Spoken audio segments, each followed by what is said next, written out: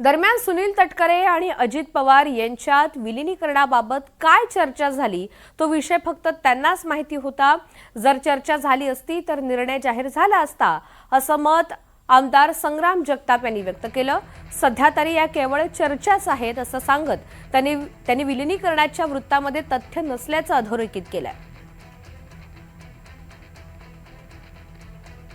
तर विलिनीकरणाच्या चर्चा झालेल्या होत्या असा दावा दुसरीकडे निलेश लंके यांनी केलाय।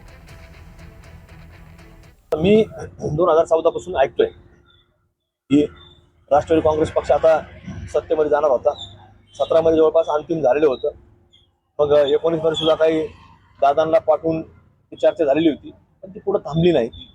पुढे परत महाविकास आघाडी स्थापन झाली। म्हणजे असं हे चर्चा अनेक वेळेला घडतात, पण जोपर्यंत विषय पुढे जात नाही, एखादा नेता पुढे येऊन सांगत नाही की आता असं असं झालेलं आहे। जसं त्यावेळेला 2019 मध्ये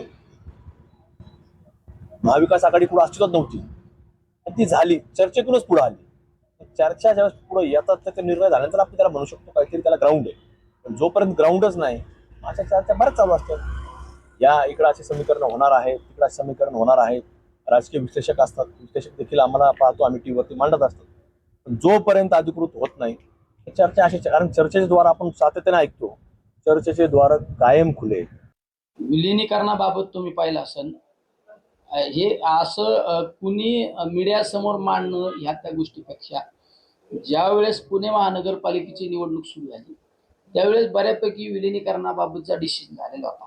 कारण मी असो त्यावेळेस आदरणीय दादा असो, आमचे त्या विभागाचे आमदार माजी आमदार सुनील टिंगरे असो, रोहित पवार असो, सुनील शेळके असो, आम्ही एकत्रित प्रचार केला। आम्ही पुणे महानगरपालिकेचा एकत्रित आम्ही प्रचार केला। याचा अर्थ हे सगळं ठरलेलं होतं।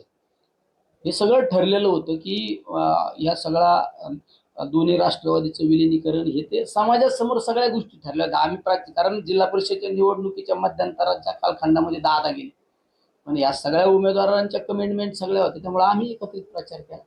पुढे सगळं ठरलेलं होतं, पण नंतर दादा गेल्यानंतर या गोष्टीला काही एक वाक्यता नाही राहिली।